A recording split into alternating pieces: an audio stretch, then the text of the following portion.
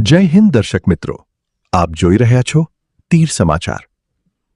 દર્શક મિત્રો, ઘર પરિવાર અને વતન છોડી માં ભૌમની રક્ષા કાજે જીવનના અમૂલ્ય 24 વર્ષો વિતાવી સેવા નિવૃત્ત થઈ જ્યારે એક સેનાનો જવાન માદરે વતન પરત ફરે ત્યારે ચોક્કસથી ઘર પરિવાર, સ્વજનો અને પંથકના લોકોમાં રાષ્ટ્રભાવના સાથે ગૌરવની લાગણીઓનો માહોલ સર્જાય. છોટાઉદેપુર રેલવે સ્ટેશન ઉપર આજે આવું જ એક રાષ્ટ્રભાવ ઉભરતું દ્રશ્ય જોવા મળ્યું.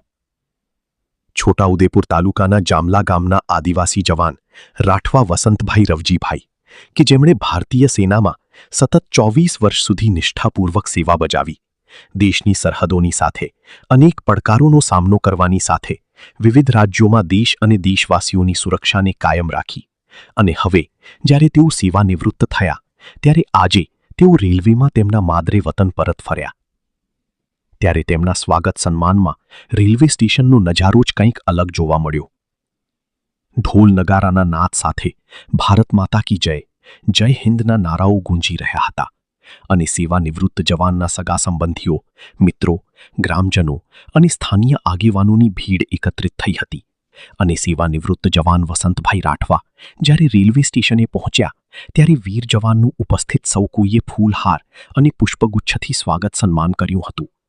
સેવા નિવૃત્ત થઈ વતન પરત ફરેલ જવાન શું કહી રહ્યા છે, આવો સાંભળીએ. मैं राठवा वसंत भाई रेवजी भाई गांव जामला मैं देश सेवा માટે भारतीय सेना ने आर्टिलरी रेजिमेंट के अंदर 10/4/2002 માં જોઈન કરી હતી અને સેવા નિવૃત્ત 30 એપ્રિલ 2026 માં 24 વર્ષ દેશ સેવાનો કાર્યકાળ પૂર્ણ કરીને દેશ પાછો વતન પરત થયો.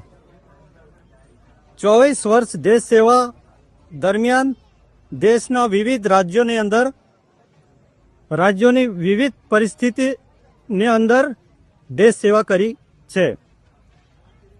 તે દરમિયાન મારા પરિવાર તેમજ સગા સંબંધીઓ મારા જીવન માટે અમૂલ્ય ફાળો છે અને આજે વતન પાછા આવતા જે એક ખુશીનો માહોલ છે, જેના ભાગરૂપે આજે સ્વાગત રેલીનો પ્રોગ્રામ મારા પરિવારના સગા સંબંધીઓ, ગ્રામજનો, માજી સૈનિક સંગઠન તેમજ સર્વ સમાજના આગેવાનો અને સર્વ સમાજ અને મીડિયા મિત્રો આજે મારા સ્વાગત રેલીના પ્રોગ્રામમાં હાજરી આપી છે.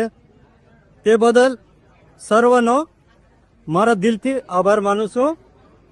જય હિન્દ, જય જવાન, જય હિન્દ, જય ભારત.